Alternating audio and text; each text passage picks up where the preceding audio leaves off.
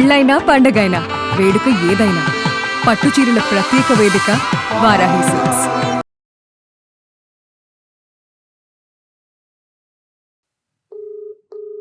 Hello hello నమస్తే అండి, శ్రీకర్ గారా మాట్లాడేది? అవునండి. నేను జయానండి, సుమన్ టీవీ అందమైన జీవితం ప్రోగ్రామ్ నుంచి కాల్ చేస్తున్నాను. నమస్కారం అండి. నాతో పాటు డాక్టర్ కళ్యాణ్ చక్రవర్తి గారు ఉన్నారు. ఒక్కసారి మీ సమస్యను చెప్పండి. శ్రీకర్ గారు ఎక్కడి నుంచి అండి? సార్ నేను ఇక్కడ హైదరాబాద్ నుంచి సార్. చెప్పండి సార్, ఎవరి సమస్య ఏంటో చెప్పండి. మీరు ఏం చేస్తుంటారు? Private bank employee sir. నేను క్రెడిట్ కార్డ్ డిపార్ట్మెంట్ లో చేస్తుంటాను. Okay okay. తెలిసిపోయినదండి. మా వైఫ్ పుట్టింటికి వెళ్ళిపోయిందండి. పుట్టింటికి వెళ్ళిపోయారు. ఓకే. తన ఇంటికి రావాలి రమ్మన్నా కూడా వైఫ్ వెళ్ళిపోయారు. 1 year పాప కూడా ఉంది నాకు. పాపను తీసుకుని వెళ్ళిపోయారా తను? అవునండి, పాపను తీసుకుని వెళ్ళిపోయింది. తను ఏం చేస్తుంటారు? తన హౌస్ వైఫ్ అండి, ఇంట్లోనే ఉండేది. Okay. ఇంట్లో ఉండి అన్ని చక్కగా చూసుకునేది. ఓకే, అరేంజ్డ్ మ్యారేజా లవ్ మ్యారేజ్ అండి మీది? అరేంజ్ మ్యారేజ్ అండి. Okay okay. వెళ్ళిపోయి ఎంతకాలం అయిందండి? వెళ్ళిపోయి ఒక 3 months అవుతుందండి. ఇంతకుముందు పెళ్లి కాకముందే ఒక జాబ్, నేను మా దగ్గరలో జాబ్ చేసేవాడండి. ఒక అమ్మాయి ఇంటర్వ్యూకి వస్తే అమ్మాయి బిలో పవర్టీ లైన్ ఉందని చెప్పి మేము డైరెక్ట్ గా తీసుకున్నాం అనమాట. అంటే పేదరికంలో ఉన్న అమ్మాయి కాబట్టి. అవునండి. ఓకే. బాగుంది. సో తీసుకున్న తర్వాత అమ్మాయి జాబ్ చేసింది. ఒక 3 months 4 months చేసిన తర్వాత సేల్స్ ఉంటే అమ్మాయి చేయలేక మానేసింది అమ్మాయి. సో వాళ్ళ ఇంట్లోని ప్రాబ్లమ్స్ అని చెప్పి అప్పుడప్పుడు 2000 అడిగితే వాళ్ళ ఫాదర్ ఇంట్లో బాగాలేదని చెప్పి కోసం ఏదో చెప్తుంటే అమౌంట్ ఇచ్చేవాడు నేను. కాదు శ్రీకర్ గారు, అంటే మాకు అర్థమైనంత వరకు ఆ అమ్మాయి మానేసినాక మీరు డబ్బులు ఇచ్చారా? అవునండి. ఓ, కానీ అంత కష్టపడి మీరు ఉద్యోగం ఇచ్చిన అమ్మాయి మానేయటం ఏంటండి? టార్గెట్స్ అన్ని క్లియర్ చేసుకోలేకపోయింది. సో వెళ్ళిపోతాను సార్ అని చెప్పి మానేయడం జరిగింది. మీ సైడ్ నుంచి కంప్లైంట్ ఏం లేదు, ఆ అమ్మాయి ఒత్తిడి తాళలేక మానేసింది. ఎగ్జాక్ట్లీ. రైట్. మరి మీ డబ్బుల్ కాంట్రిబ్యూషన్ ఏంటి మానేసిన తర్వాత? డబుల్ కాంట్రిబ్యూషన్ అంటే ఇంట్లో ఫాదర్ కి హెల్త్ బాగాలేదు, ఇంట్లో మమ్మీకి హెల్త్ బాగాలేదు అంటే పని చేస్తే వస్తాయి కదండి. ఫాదర్ కి హెల్త్ బాగాలేదు, జాబ్ ఏం చేయట్లేదు అది ఇది అంటే ఇంకా నేను జాబ్ చేయట్లేదు కదా, జాబ్ వస్తే పనిచేసింది.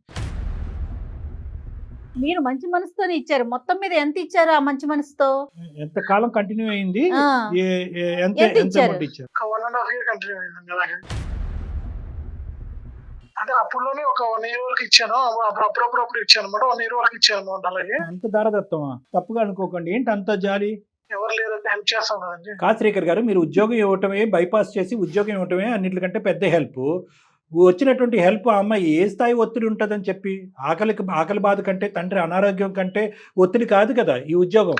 ఆ ఉద్యోగం నిలబెట్టుకునేటటువంటి ప్రయత్నం ఆ అమ్మాయి చేసి ఆ పైపెచ్చి సరిపోకపోతే అడపదడప మీరు ఇవ్వడానికి ఏమన్నా అర్థం ఉంది?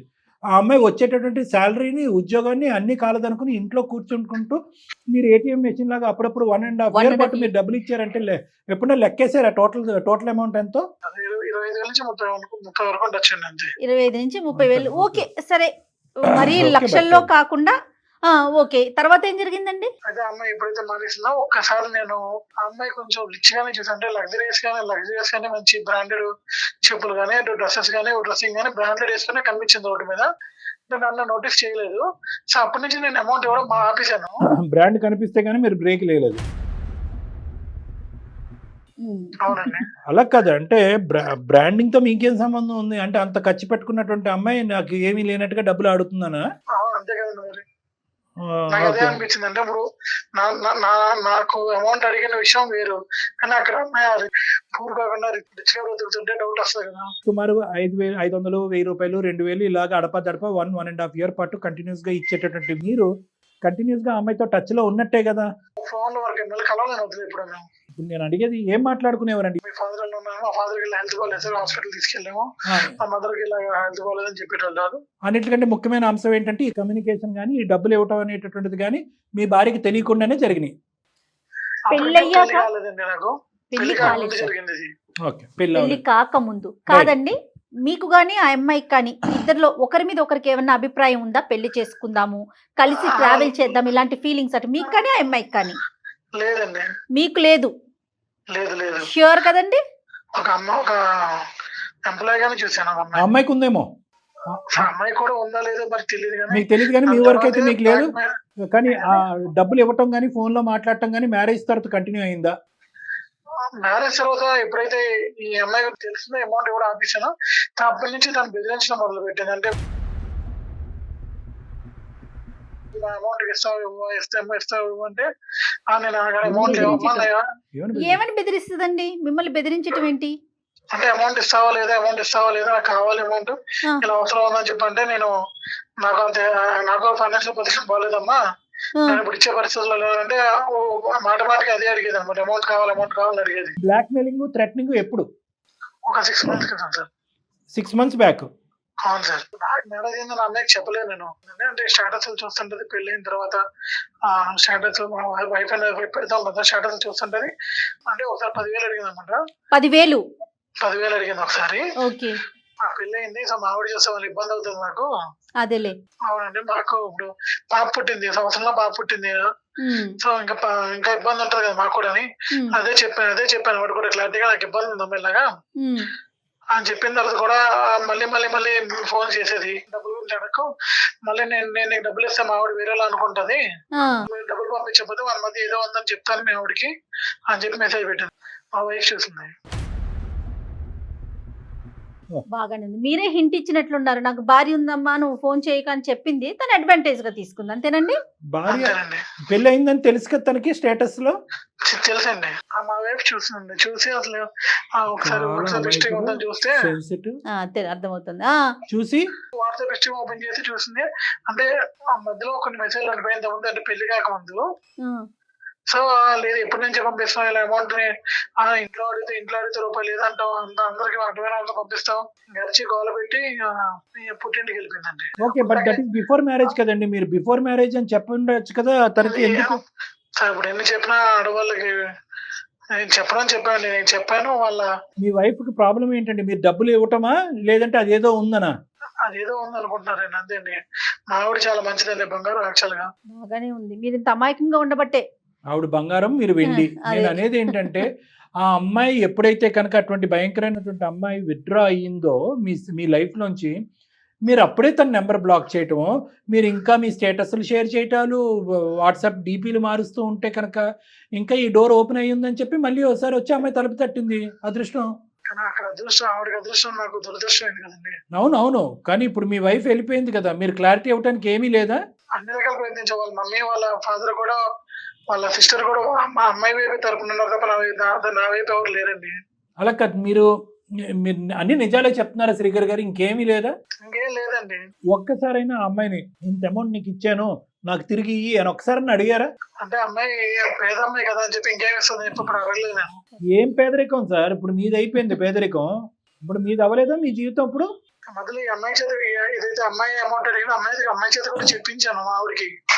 ఇలా ఏం లేదని చెప్పి అయితే మా ఆవిడ అంటది, నువ్వే అలా చెప్పించావు నాకు తెలుసు అని చెప్పి అర్థాలు తీసుకుని ఇంకా మొత్తానికి వెళ్ళిపోయింది. అందుకు ఆ అమ్మాయిలో అంత కనికరం ఉందా? అంటే మీ ఆవిడకి వచ్చి అదేం లేదని చెప్పేంత ఉద్దేశం?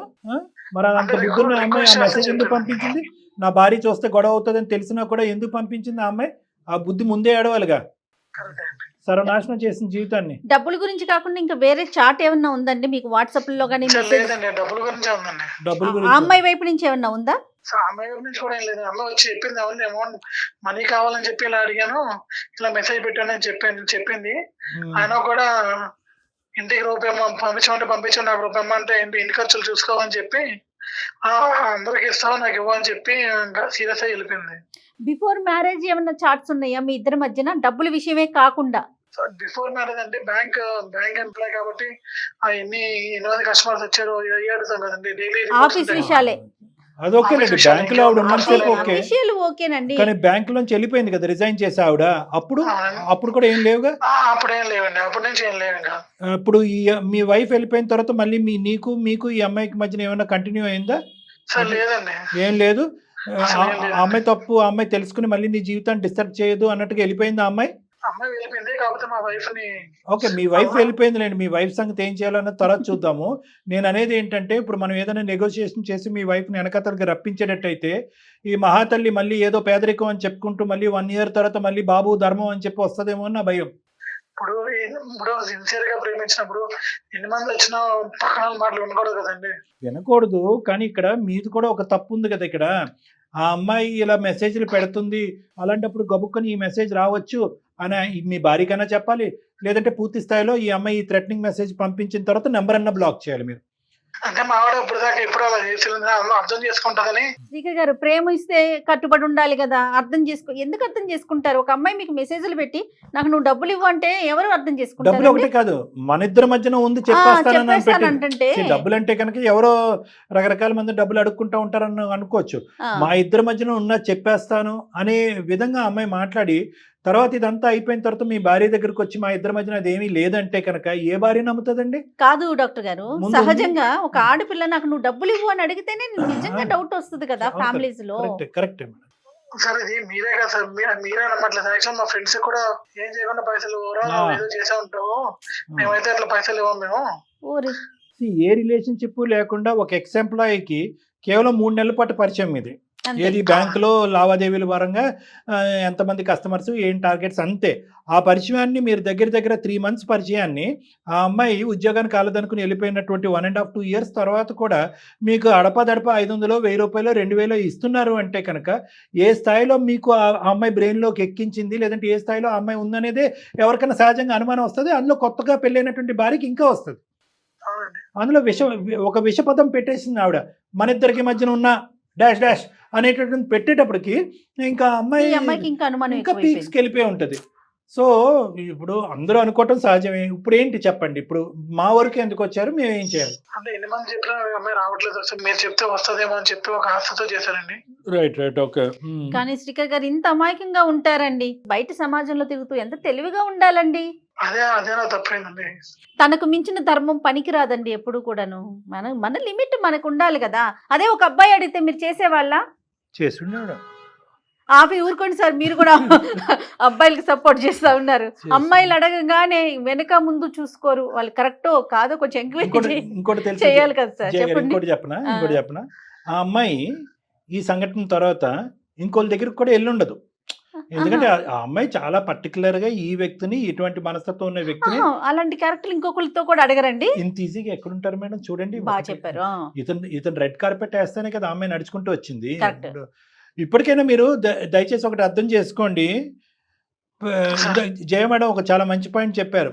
ప్రేమ ఉంది కదా, ఆటోమేటిక్గా అర్థం చేసుకుంటారు, బాధపడుతున్నారు కదా, వాళ్ళకి మనం దానం చేయాలి, పేదరికంలో ఉన్నారు కదా, మనం ఏదో ఇవ్వాలి అంటే don't take things on up front. అంటే సర్ఫేస్ మీదే దాని అసెస్మెంట్ కాదు, కొద్దిగా లోతుగా విశ్లేషించేటటువంటి ప్రయత్నం కూడా చేయండి. ఎందుకంటే కనుక మీకు పైకి చూపేటటువంటి ఇమోషన్స్ని మీరు నమ్మేటటువంటి వ్యక్తిత్వంగా అనిపిస్తుంది, లోతుగా విశ్లేషణ చేయట్లేదు మీరు. సరే, మేము పూర్తి స్థాయిలో, నేను జయ మేడము పూర్తి స్థాయిలో మేము నమ్ముతున్నాం. ఓకే, మీ మాట తీరు బట్టి కానీ, మీరు పరిస్థితులు కానీ, మీ అమాయకత్వం మిమ్మల్ని ఒక దీంట్లోకి దింపింది అనేది మేము నమ్ముతున్నాము. కానీ ఇక్కడ మనకున్న పెద్ద ఛాలెంజ్ ఏంటంటే ఒక ఎవిడెన్స్, ఆధారం లేకుండా ఏ విధంగా నమ్మబలగలం, అంటే ఏ విధంగా మీ వైఫ్ని ఉన్నట్టుగా నమ్మించగలం అనేది ఇక్కడ ఛాలెంజ్.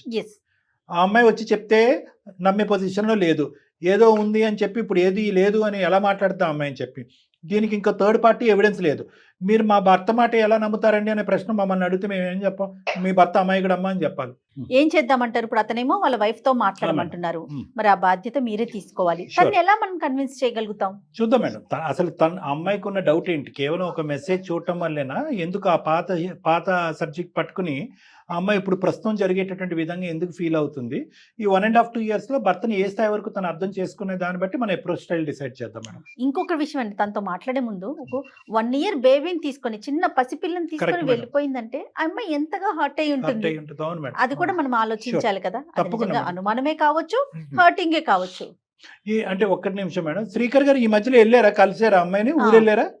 కలిసానండి, ఊరు వెళ్ళాను. కానీ వాళ్ళ ఇంట్లో వాళ్ళు కూడా లేదు మా అమ్మాయిని మేము పంపించాం మేము అని చెప్పి వాళ్ళు కూడా ఈ అమ్మాయి ఏదైతే చెప్పిందో అదే నమ్మారు వాళ్ళు కూడా. అక్కడ తప్పు లేదని చెప్పినా కూడా వినట్లేదండి. వాళ్ళ అక్క బావ కూడా అదే అంటున్నారు, అందరూ ఆమెకే సపోర్ట్ చేస్తున్నారు అక్కడ. అదేలేండి, అది ఇంతమంది సపోర్ట్ చేయటం వల్ల కూడా అమ్మాయి ఆలోచనలు ఇంకా బలపడినాయేమో అనిపిస్తుంది నాకు. ఎవరు కూడా మీ పాయింట్ ఆఫ్ వ్యూలో ఎవరు మాట్లాడినట్టు అనిపించట్లేదు. అదే నేను ఆఫీస్కి వెళ్ళలేకపోతున్నా, మనశ్శాంతి కూడా లేదు నమ్మలేక. ఏం పేరండి తను? మీ వైఫ్ పేరేంటి? ప్రీతి. ఓకే, మరి ఇప్పుడు మీ పేరెంట్స్ ఏమంటా ఉన్నారండి? వాళ్ళు బాధపడుతున్నారండి, వాళ్ళు కూడా ఇలా చేస్తాడు అనుకోలేదని చెప్పి వాళ్ళు కూడా ఇప్పుడు ఓహో. ప్రపంచం అంతా అదే అనుకుంటుంది. వాళ్ళు కూడా మీరే తప్పు చేసినట్టు ఫీల్ అవుతున్నారా?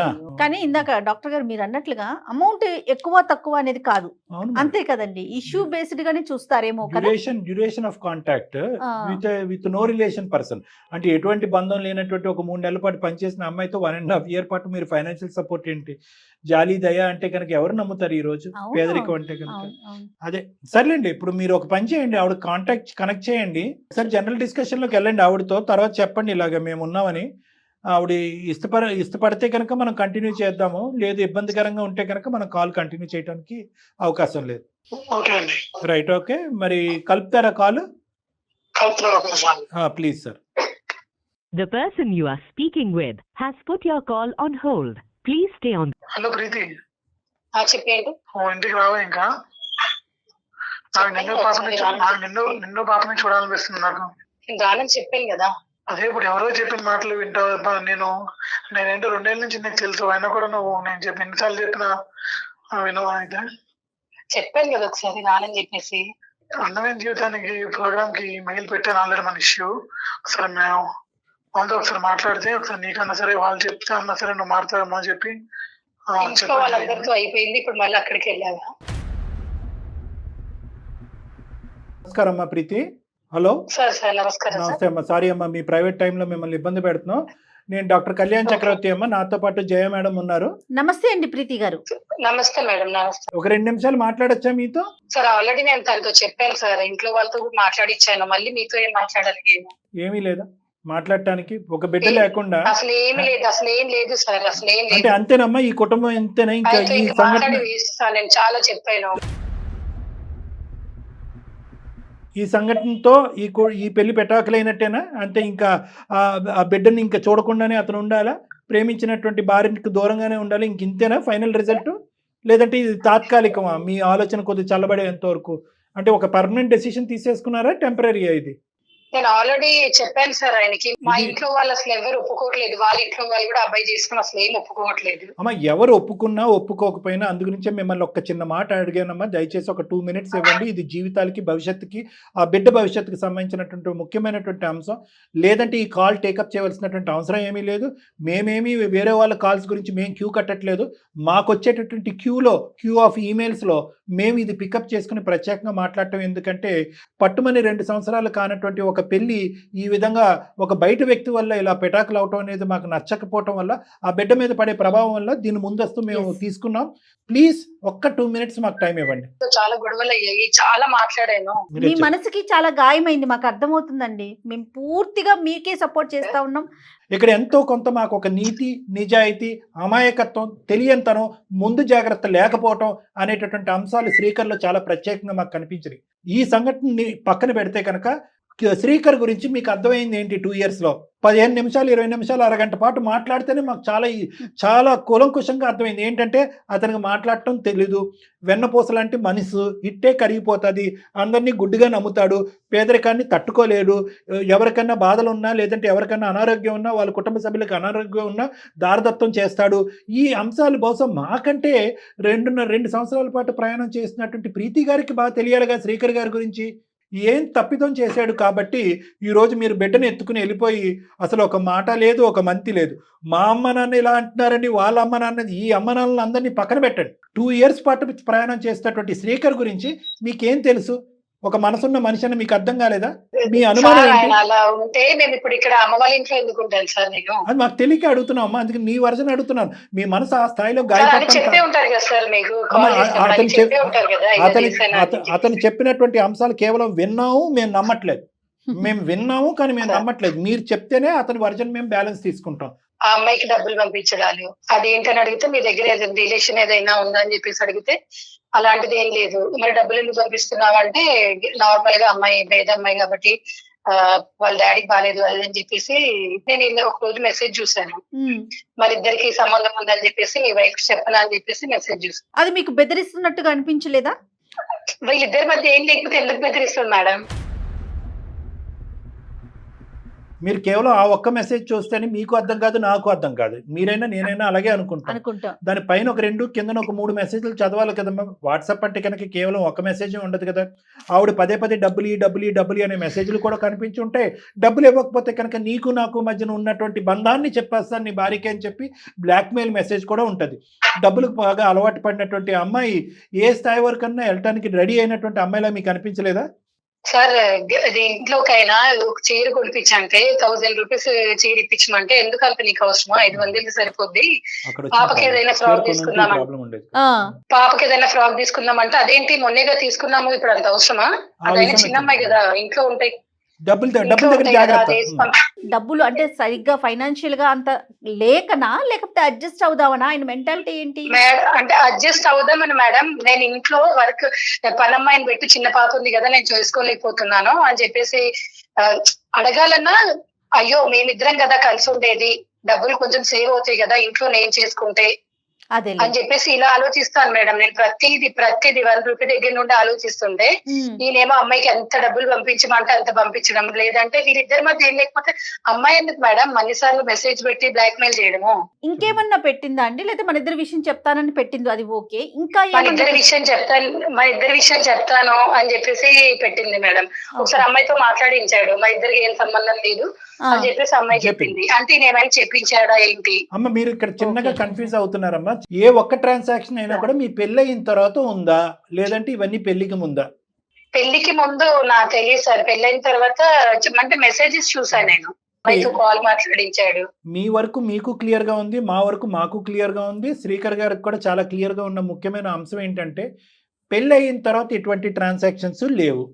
ఓకే, మీరు చెప్పేటటువంటి సబ్జెక్టు చీర ఫ్రాకు ఇవన్నీ కూడా పెళ్ళి అయిన తర్వాత అతను తీసుకున్నటువంటి జాగ్రత్తలు, దానికి తోడుగా మీరు కూడా కుటుంబం మొదలైంది కాబట్టి మీరు కూడా సేవింగ్ మోడ్లో ఉన్నారు.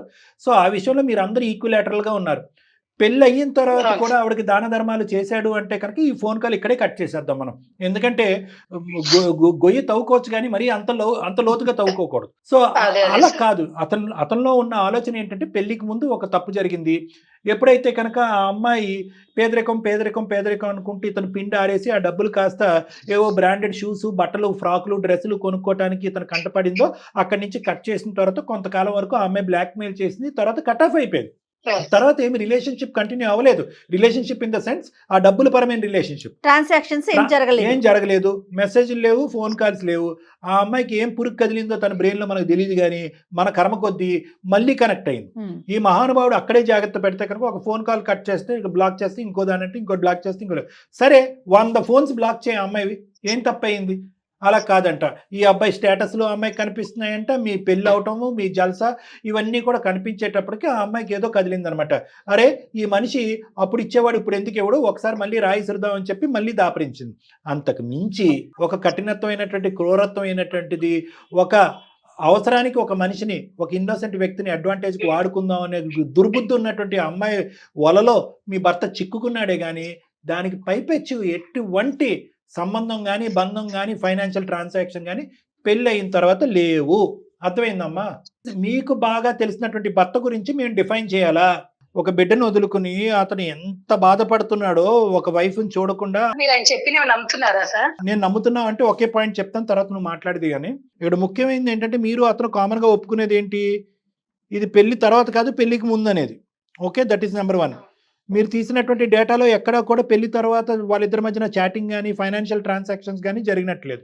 ఇక్కడ కాన్ఫ్లిక్టింగ్ సిచ్యువేషన్ ఒకటే వచ్చింది ఏంటంటే, నాకు చీర కొనమన్నటువంటి వాడు ప్రతి అంశంలో పీనాస్థానం చూపెట్టే భర్త అక్కడికి వెళ్ళి వేరే స్త్రీకి ఎందుకు పెట్టాడు అనేది. ఆ వేరే స్త్రీ ఎప్పుడు పరిచయం అతనికి? పెళ్లికి ముందు పరిచయం. ఓకేనమ్మా?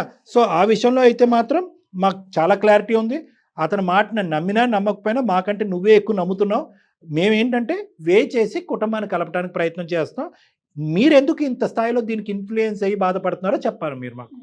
ఇప్పుడు మీరు చెప్పినా మీరు నమ్మారో లేదో నాకు తెలియదు సార్, కానీ మా ఇంట్లో వాళ్ళకి వచ్చేది ప్రాబ్లం అమ్మా అని చెప్తే అసలు ఆయన ఇప్పుడు నువ్వు నమ్మావంటే నీ ఇష్టం, నెక్స్ట్ మళ్ళీ ఇంకేదైనా ప్రాబ్లం వస్తే మా వరకు రాకూడదు, మా వరకు చెప్పకూడదు. ఇప్పుడే నువ్వు కంట్రోల్లో పెట్టుకోకపోతే ఇంకెప్పుడు పెట్టుకుంటావు నువ్వు అది అని చెప్పేసి ఇంట్లో వాళ్ళు కూడా గొడవ పెట్టుకుంటున్నారు సార్ నాతో. కాదు గురించి కాపురం చేయాల్సింది కలిసి ఉండాల్సింది మనం. మా ఇంట్లో వాళ్ళు కాదు, మీ ఇంట్లో వాళ్ళతో ఉంటాను కదా నేను.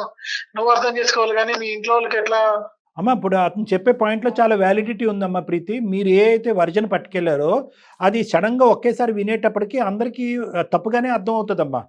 అంటే ఏంటి, ఎవరో తెలియనటువంటి అమ్మాయికి డబ్బులు ఇస్తూ నాకైతే మాత్రం డబ్బులు పెట్టకుండా, ఇంట్లో ఖర్చు పెట్టకుండా వేరే అమ్మాయికి డబ్బులు ట్రాన్సాక్షన్ జరిగింది. దాంతోపాటు నేను మన ఇద్దరి మధ్యన ఉన్న కనెక్షన్ అతనికి చెప్తాననే మెసేజ్ చదివాను అంటే కనుక ఎవరైనా కూడా దాని కథలుకుని వెళ్ళిపోతూ ఉంటారు. మీరు అలా చెప్పకూడదు, క్రాస్ సెక్షనల్గా చెప్పకూడదు, కంటిన్యూస్గా చెప్పండి. ఒక వ్యక్తి యొక్క అసెస్మెంట్ చేయాలి అంటే కనుక మీకే కాదు, ఇటువంటి పరిస్థితుల్లో ఉన్న భార్యాభర్తలకు కానీ, బాయ్ ఫ్రెండ్ గర్ల్ ఫ్రెండ్కి కానీ, ఎవరికైనా కూడా ఒక సంఘటన నిమిత్తం క్రాస్ సెక్షనల్గా ఒక వ్యక్తి యొక్క వ్యక్తిత్వాన్ని అసెస్ చేయకండి. ఎప్పుడు కూడా సిచ్యువేషన్ని లాంగిట్యూడినల్గా చెప్పండి, నెంబర్ 1. నెంబర్ 2, ఇంకోటి ఏం చెప్తామంటే మీ మనస్సాక్షి ఫస్ట్ ఏం చెప్తుందో అది పర్మనెంట్. అలా కాకుండా వాళ్ళు చెప్పారు మీ మనస్సాక్షి యొక్క అసెస్మెంట్ చేయకుండా వీళ్ళ మాటలు వాళ్ళ మాటలు ఎడం చేత్తో కుడి చేత్తో వినేస్తే కనుక మీ మనసులో ఉండేటటువంటి ఆ పాయింట్ డైల్యూట్ అయిపోతుంది. ఇది పాయింట్ నెంబర్ 2. పాయింట్ నెంబర్ 3 ఏంటంటే, అంటే అవకాశం వచ్చింది కాబట్టి చెప్తున్నాను, ఒక మనిషి తప్పు చేశాడా లేదా అన్నది ఎలా అసెస్ చేయాలనేది. పాయింట్ నెంబర్ 3 ఏంటంటే, ఇది ఫస్ట్ సంఘటన, ఇదే సంఘటన పదే పదే జరిగిందా, రిపీట్ అయ్యిందా, జరగలేదు. జరగనప్పుడు మనం అవతల వ్యక్తికి టైము టాకింగ్ ఈ 2 గుర్తుపెట్టుకోండి. ఏంటి, టైం అండ్ టాకింగ్ ఈ 2 జరగలేదు మీ ఇష్యూలో. టైం ఇవ్వలేదు, బిడ్డను తీసుకుని వెళ్ళిపోయారు. టాకింగ్ జరిగిందా, టాకింగ్ జరగలేదు. మీ ఇద్దరి మధ్యన ఏమండి కూర్చోండి నేను కూర్చుంటాను, చేసిన పనులు ఈ టైం టాకింగ్ 2 జరగలేదు. సో దయచేసి ఎవరైనా భార్యాభర్తలు కానీ, బాయ్ ఫ్రెండ్ గర్ల్ ఫ్రెండ్ ఎవరైనా ఒక సంఘటన నిమిత్తం ఎవరి మధ్యనైనా మనస్పర్ధలు వస్తే ఇక్కడితో సహా అని చెప్పి కట్ చేసుకుని అలా డైవర్జ్ అవ్వటం కాకుండా నేను చెప్పినటువంటి పాయింట్స్ మీద ఆ మనిషి తప్పు చేసి ఉండొచ్చా చేయకపోయి ఉండొచ్చా, ఒక టైం ఇవ్వాలా టాకింగ్ చేయాలన్నది గుర్తుపెట్టుకోండి.